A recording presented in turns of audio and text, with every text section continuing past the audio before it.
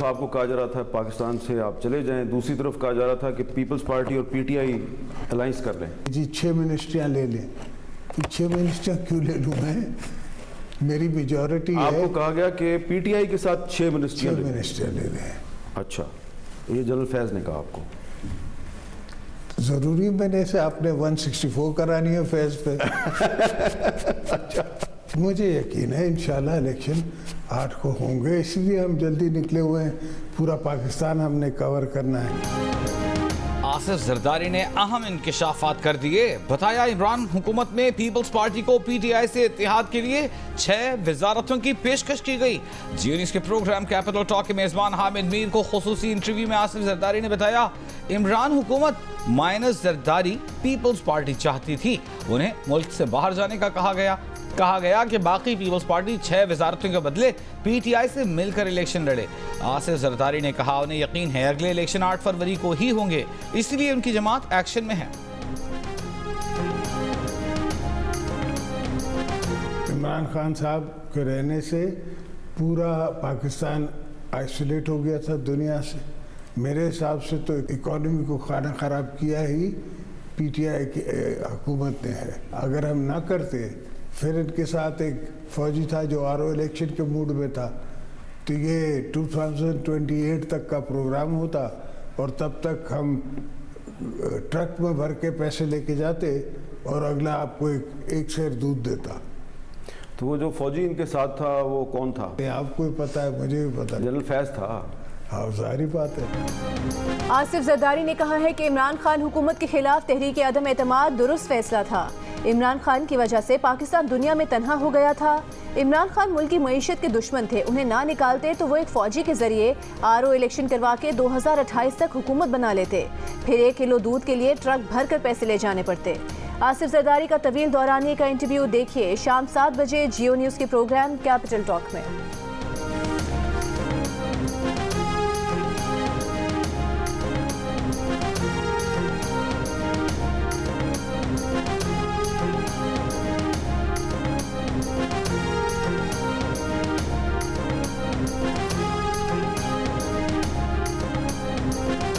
हमारे दौर के बाद जो दौर देखा है, किस तरह का दौर था वो, पाकिस्तान के कल्चर को खराब कर दिया, तबाही फेर दिए। 2017 जब इस मुल्क के ऊपर तलवारों से, कुल्हाड़ियों से वार किया, सोचें कि किसने इस मुल्क को इस हाल तक पहुंचाया है? किसने?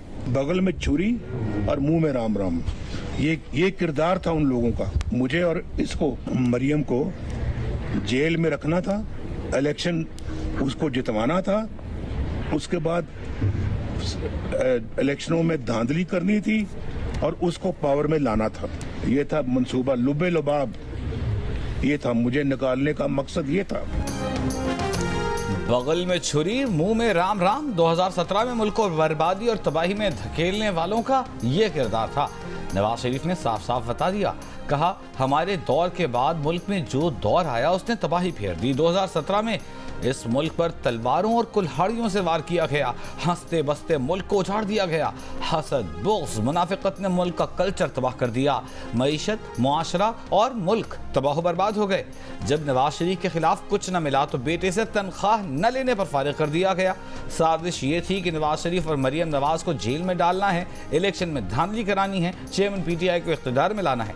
ये सोचना जरूरी है कि वो कौन लोग हैं जिन्होंने मुल्क के खिलाफ साजिश की।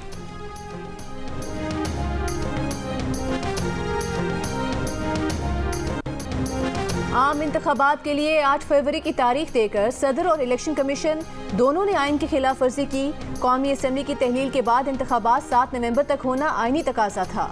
आम इंतखाबात की तारीख से मुतालिक केस में सुप्रीम कोर्ट के जज जस्टिस अतहर मिनल्ला ने इजाफी नोट जारी कर दिया। लिखा, इंतखाबात की तारीख देना सदर का ही इख्तियार है। ये यकीनी बनाना सदर की जिम्मेदारी थी कि पाकिस्तान के अवाम 90 दिन से ज्यादा वोट के हक से महरूम ना रहें। 90 दिन में इंतखाबात ना कराने की आइनी और अवामी हुकूक की खिलाफ वर्जी इतनी संगीन है कि इसका कोई इलाज नहीं। सदर इंतखाबात की तारीख ना देकर अपनी आइनी जिम्मेदारी अदा करने में नाकाम रहे। सदर या गवर्नर इंतखाबात की तारीख देने की आइनी जिम्मेदारी पूरी नहीं कर रहे तो इलेक्शन कमीशन को आइन बचाने के लिए अपना किरदार अदा करना चाहिए था। इलेक्शन कमीशन सदर या गवर्नर्स के एक्शन न लेने पर खामोश तमाशाई नहीं बन सकता। आईनी खिलाफ वर्जी अब हो चुकी और उसे मजीद होने से रोका भी नहीं जा सकता। सदर और इलेक्शन कमीशन ने अपनी जिम्मेदारी नहीं निभाई। इंतखाबात से अवाम को दूर नहीं रखा जा सकता। वक्त पर इंतखाबात ना कराना अवाम के बुनियादी हुकूक के खिलाफ है।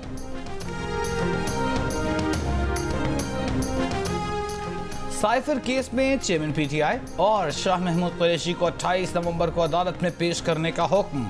पिछला ट्रायल कलअदम करार दिए जाने के बाद केस की नए सिरे से समाअत। इस्लामाबाद हाई कोर्ट के फैसले की कॉपी पेश कर दी गई।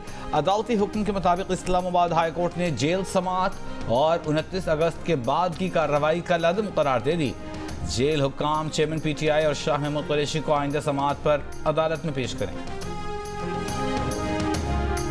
अडियाला जेल में Al-Qadir trust 190 million pound case की समाअत। नैब की चेयरमैन पीटीआई के 10 रोज के जिस्मानी रिमांड की इस्तदा।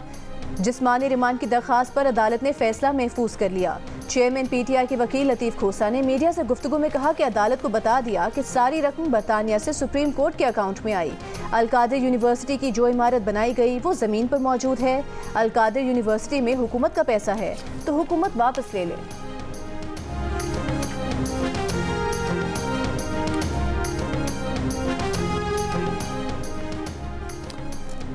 पीटीआई को इंट्रा पार्टी इलेक्शन 20 दिन में कराने का हुक्म।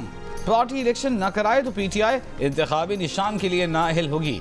इलेक्शन कमीशन ने इंट्रा पार्टी इलेक्शन केस का फैसला सुना दिया। 10 जून 2022 को कराए गए इंट्रा पार्टी इलेक्शन के नताइज तस्लीम करने से इनकार। नताइज को गैर शफाफ और गलत करार दे दिया। इलेक्शन कमीशन ने कहा पीटीआई के इंट्रा पार्टी इलेक्शन काबिल एतराज़ और मुतनाज़ हैं, उन्हें कबूल नहीं किया जा सकता। पीटीआई आइन के मुताबिक शफाफ और मुनसिफाना इंट्रा पार्टी इलेक्शन न करा सकी। पीटीआई के साथ नर्म रवैया अपनाते हुए मजीद 20 दिन का वक्त दे रहे हैं। पीटीआई 20 रोज के अंदर इंतखाबात करवा कर नताइज 7 रोज में जमा कराए। इलेक्शन कमीशन ने आज जो ऑर्डर किया है उसके मुताबिक बल्ला हमारा निशान था, बल्ला हमारा निशान है और इंशाल्लाह बल्ले का निशान बैलेट पेपर पे रहेगा। जो मुखालिफिन कोशिश करते रहे कि खान साहब से ये बल्ला लेंगे या खान साहब की सरबराही में कोई फ़र्क आएगा। खान साहब अल्हम्दुलिल्लाह चेयरमैन पीटीआई थे, चेयरमैन पीटीआई है और इंशाल्लाह चेयरमैन पीटीआई ताहयात रहेंगे इंशाल्लाह ताला। पीटीआई का इलेक्शन कमीशन का फैसला चैलेंज करने का ऐलान। वकील बैरिस्टर गौहर ने कहा कि इलेक्शन कमीशन ने इंसाफ के तकाजे पूरे नहीं किए। किसी खास मकसद के लिए फैसले में ताखीर की गई। बल्ले का निशान पीटीआई के पास ही रहेगा। चेयरमैन पीटीआई को कोई माइनस नहीं कर सकता। वो पार्टी के चेयरमैन थे, हैं और रहेंगे। चेयरमैन पीटीआई की नाअहली नहीं हुई, वो इलेक्शन भी लड़ सकते हैं। स्मॉग की रोकथाम के लिए पंजाब के 6 डिवीजनों में जुमे और हफ्ते को तालीमी इदारे बंद रखने का फैसला। लाहौर, गुजरांवाला, फैसलाबाद, मुल्तान, साहिवाल और सरगोधा डिवीजन्स में जुमे और हफ्ते को मार्केटें दिन 3 बजे खुलेंगी। इतवार को हर तरह का कारोबार बंद रखना होगा। निगरान वज़ीर आला मोहसिन नकवी ने कैबिनेट कमेटी बराए इंसदाद स्मॉग के फैसलों से आगाह कर दिया। कहा स्मॉग की रोकथाम के लिए सड़कों पर पानी का छिड़काव दुगना किया जाएगा। इतवार को मॉल रोड सुबह से लेकर शाम 5 बजे तक सिर्फ साइकिल सवारों के लिए खुलेगी। 10,000 तलबा को सब्सिडी पर मोटरसाइकिल दी जाएगी। मोहसिन नकवी का कहना है कि 29 नवंबर को लाहौर की तरफ बादल आए तो मसनूई बारिश की कोशिश करेंगे। मसनूई बारिश कैसे की जाती है? माहिरीन का कहना है कि मसनूई बारिश के लिए बादलों का होना जरूरी है। बादलों की शनाख्त की जाती है, फिर खुसूसी हवाई जहाज से 2 से 4,000 फुट की बुलंदी से बादलों के ऊपर केमिकल छिड़का जाता है, जिससे बादल भारी होते हैं और बारिश होती है। पाकिस्तान में महकमे मौसमियात ने पहले भी मसनूई बारिश के कामयाब तजर्बात किए हैं। खलीजी ममालिक में ये अमल अक्सर किया जाता है।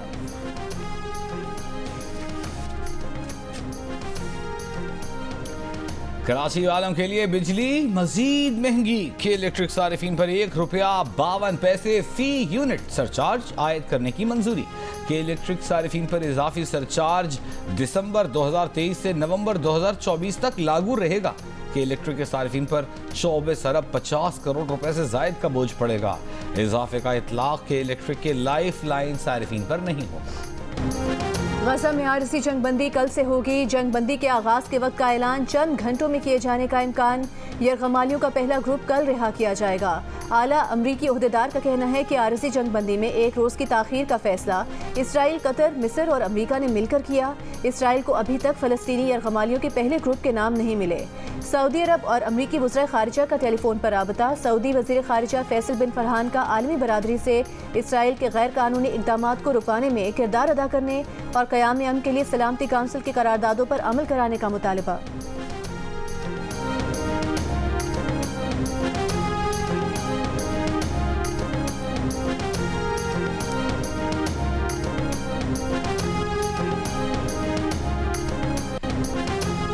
गाजा पर इसराइल 24 घंटों में इसराइली फजाइया के 300 हमले, मजीद 200 अफराद शहीद हो गए। इसराइल की गाजा में जबालिया, शिमाली गाजा, बैतलाहिया, रफहा, खान यूनस और नसायरत कैंप पर फजा से हमले, बमबारी। जबालिया कैंप में बमबारी से एक ही खानदान के 52 अफराद शहीद। इसराइली फौज का गजा के इंडोनेशियन अस्पताल को 4 घंटों में खाली करने का अल्टीमेटम। अस्पताल से गुज़िश्ता रोज 450 मरीजों को निकाला गया। अब भी तकरीबन 200 मरीज और 65 लाशें अस्पताल में मौजूद है। इसराइली हमलों में 7 अक्टूबर से अब तक 14,500 फलस्तीनी शहीद हो चुके। हमास ने गजा में इसराइली फौजियों और टैंकों को करीब से निशाना बनाने की वीडियो जारी कर दी। अमरीकी सेंटकॉम का कहना है कि आज सुबह यमन में हौसियों के इलाके से आने वाले मुतादिद ड्रोन्स तबाह कर दिए। अमरीकी अमला और जहाज महफूज रहे। इसराइली हमले में लेबनानी रुकने पार्लियामेंट के बेटे समेत हिजबुल्लाह के 5 अरकान शहीद। व्हाइट हाउस का कहना है कि अमरीकी सदर ने इसराइली वज़ीर आज़म से गुफ्तगू में लेबनान सरहद और मगरबी किनारे में सूरत हाल पुरअमन रखने पर जोर दिया है।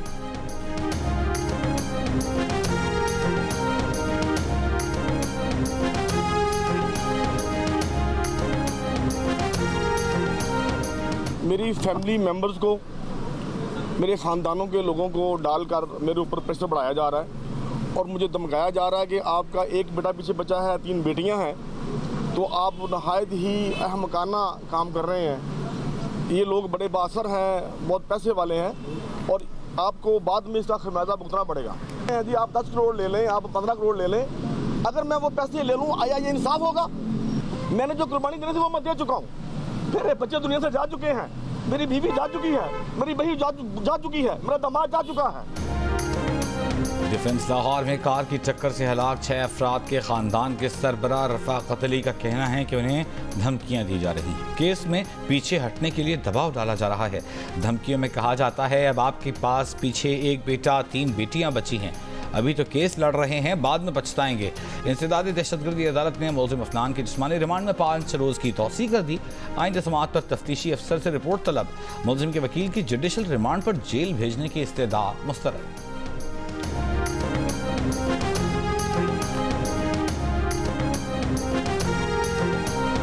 कराची के इलाके औरंगी टाउन में ताजिर के घर में पुलिस की डकैती का केस। ज़ेरे तरबियत डीएसपी उमैर तारिक के जिस्मानी रिमांड में 1 दिन की तौसीह। अदालत ने तफ्तीशी अफसर से कल पेशरफ रिपोर्ट तलब कर ली। तफ्तीशी हुकाम का कहना है नामजद मुल्जिमान पुलिस एहलकार खुरम और फरहान की गिरफ्तारी के लिए छापे मारे गए।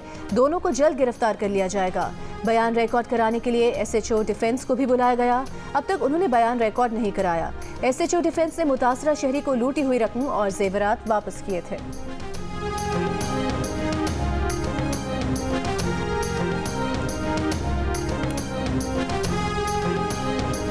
ज़ेरे तरबियत डीएसपी उमैर बाजारी की वारदातों के हवाले से डकैती में गिरफ्तारी के बाद बहुत सारी चीजें मंजर-ए-आम पे आ रही हैं। 4 दिन तक अगवा करने के बाद जहां पर रखा गया, ये शीरी जना कॉलोनी का जो क्लिफ्टन का जो पुलिस चौकी है, इस चौकी के अंदर इनको रखा गया था। पहले बोर्ड बेसन थाने लेके आए, वहाँ 1.5 घंटा बैठा रहा SP ऑफिस में, वहाँ पर से फिर यहाँ पर शिफ्ट किया, फिर हम 3 दिन यहाँ पड़े रहे। ये कमरा था, अभी तो इसकी काफी सफाई की, इसमें इतनी मट्टी थी। ऐसा तो किसी जासूस के साथ भी नहीं होता, ह्यूमन राइट्स उसके भी होते हैं कि इंसानी बुनियाद पे जानवर के भी कोई तहफ़्फ़ुज़ात होते हैं। कराची में ताजरों को लूटने के इल्ज़ाम में गिरफ्तार ज़ेरे तरबियत DSP ने अगवा किए गए शहरियों को कहाँ रखा? जियो न्यूज़ वो चौकी सामने ले आया।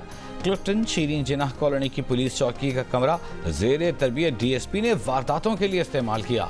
मुतासिरा शहरी मंसूर के मुताबिक चौकी में शहरियों के साथ गैर इंसानी सलूक किया जाता और रिहाई के बदले तगड़ी रिश्वत मांगी जाती थी।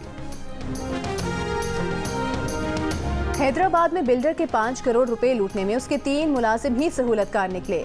एसएसपी हैदराबाद का मुल्जिमान का सुराग लगाने का दावा, गिरफ्तारी के लिए छापे। एसएसपी के मुताबिक बिल्डर ने बैंक से रकम निकालकर गाड़ी की डिग्गी में रखी। ड्राइवर और दीगर 2 मुलाजमीन को रकम गाड़ी में होने का इल्म था। डकैती के वक्त बिल्डर कार में नहीं था। ड्राइवर को पेट्रोल डलवाने भेजा।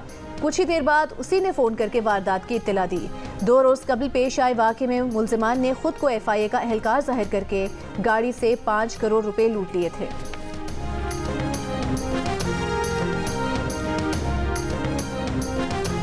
जनरल अस्पताल लाहौर में 5 माह से जेरे इलाज रिजवाना चलने फिरने लगी। अस्पताल इंतजामिया ने वीडियो जारी की है। अस्पताल हुकाम का कहना है कि रिजवाना को जल्द डिस्चार्ज कर दिया जाएगा। मुख्तलिफ इदारे रिजवाना की जिम्मेदारी लेने के लिए राबिता कर रहे हैं। जिस इदारे में ज़्यादा अच्छी सहूलियात होंगी रिजवाना को वहाँ मुंतकिल किया जाएगा। 24 जुलाई को सिविल जज आसिम हफीज के घर में रिजवाना पर तशद्दुद का मामला सामने आया था। बच्ची के सर पर कई गहरे जख्म आए हुए थे। जिस्म पर 15 जगह चोटों के निशानात थे। अंदरूनी आज़ा भी मुतासर हो चुके थे। मोनिस इलाही को वापस लाने के लिए निगरान विफाकी हुकूमत का इंटरपोल से राबता, रेड नोटिस जारी कराने का अमल शुरू। विफाकी हुकूमत के जराये के मुताबिक FIA ने मोनिस इलाही के खिलाफ तमाम मुकदमात की तफसील इंटरपोल हुकाम से शेयर की है। मोनिस इलाही की प्रॉपर्टीज को मुंजमद और उनके बैंक अकाउंट्स को फ्रीज कर दिया गया। लाहौर हाई कोर्ट में मोनिस इलाही की निजी कंपनी के फ्रीज अकाउंट से रकम निकलवाने की दरख्वास्त, अदालत की कंपनी को अखराजात की तफसीलात देने और FIA में पेश होने की हिदायत। निगरान वज़ीर इत्तलात पंजाब आमिर मीर का मोनिस इलाही के बारे में तस्दीक आमेज बयान, कहा जो तुम्हारे साथ होगा अब दुनिया देखेगी। जिस स्पीड से तुमने करप्शन की उसी स्पीड से तुम्हारा एहतसाब होगा।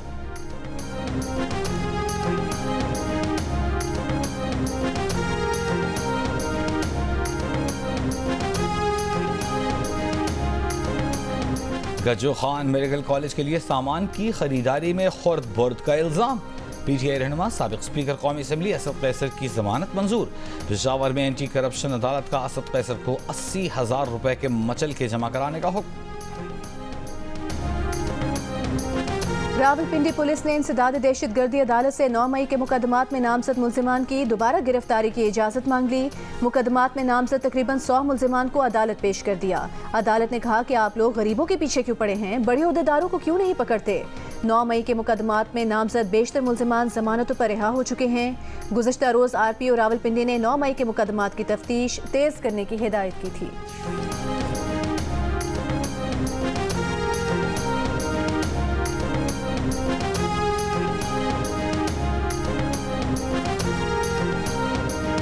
बाकी सियासी जमातें जलसे कर रही हैं, एक पार्टी पर पाबंदी है। दीगर पार्टियों के जलसों पर डिप्टी कमिश्नरों को कोई मसला नहीं होता। जब एक पार्टी दरख्वास्त देती है तो दफ़ा 144 याद आ जाती है। पेशावर हाई कोर्ट के जस्टिस एजाज अनवर के रिमार्क्स। PTI वर्कर्स कन्वेंशन की इजाज़त न देने के खिलाफ तौहीन अदालत की दरख्वास्त पर समाअत ने कहा 15 दिन में कितने जलसे हुए, लेकिन आप एक सियासी जमात के पीछे पड़े हो। एडवोकेट जनरल ने बताया रिपोर्ट है कि बाज़ सियासी पार्टियों और रहनुमाओं को संजीदा खतरात हैं। सियासी जमातें SOPs के मुताबिक जलसे और कन्वेंशन कर सकती हैं। जस्टिस एजाज ने कहा अब इलेक्शन हो रहे हैं, सबको यकसा मौके देने चाहिए। सड़क पर किसी भी सियासी पार्टी को जलसे की इजाज़त दी तो DC के खिलाफ कार्रवाई होगी। अदालत की PTI के वकील को SOPs के मुताबिक दरख्वास्त देने की हिदायत। मजीद समाअत 29 नवंबर तक मुलतवी।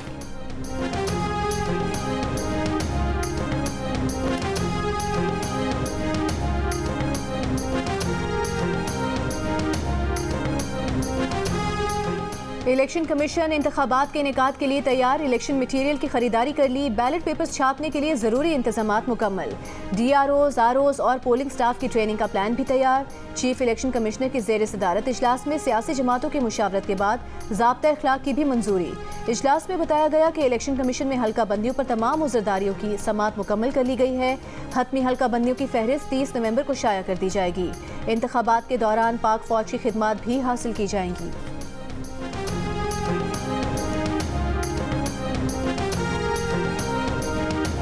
अमरीकी और बरतानवी सफीरों की पाकिस्तान में मुलाकातों से आगाह नहीं किया गया। तर्जुमान दफ्तर खारजा का मुलाकातों के सवाल पर तफसीलात सिफारत खानों और हाई कमीशन से लेने का मशवरा। अफगान अबूरी हुकूमत पर एक बार फिर TTP की महफूज पनागाहों पर कार्रवाई के लिए जोर। ब्रिक्स ब्लॉक 2024 में शमूलियत के लिए दरख्वास्त की तस्दीक कर दी। ब्रिक्स ब्राजील, रूस, भारत, चीन और जनूबी अफ्रीका पर मुश्तमिल ग्रुप है।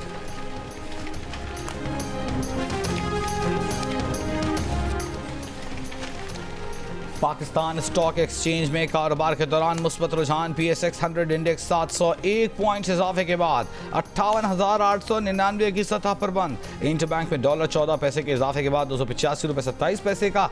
ओपन मार्केट में डॉलर की कीमत 286 रुपये 50 पैसे।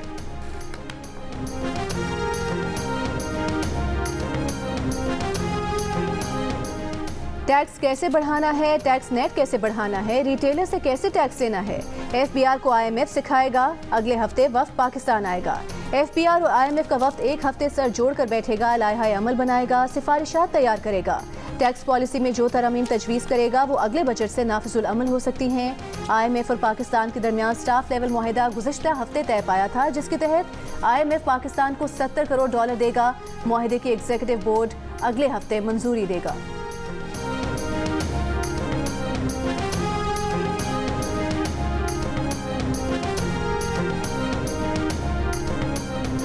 निगरान वज़ीर ख़ज़ाना डॉक्टर शमशाद अख्तर का कहना है कि IMF से स्टाफ लेवल मुआहिदा होना खुशाइंद है।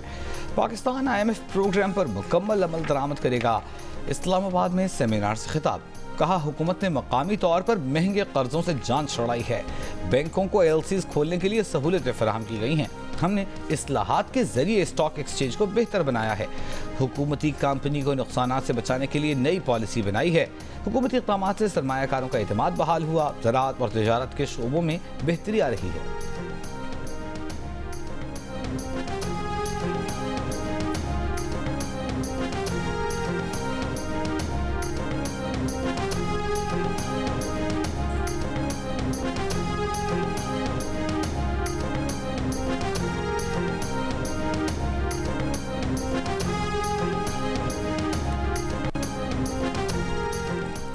इस्लामाबाद में गज़ा में इसराइली जारहियत के खिलाफ बच्चों का मार्च। अमीर जमात इस्लामी सिराजुल हक ने खिताब करते हुए कहा कि इसराइल की वजह से गज़ा कब्रिस्तान बन चुका है। आज सारी दुनिया की इंसानियत गज़ा के लोगों के लिए खड़ी है।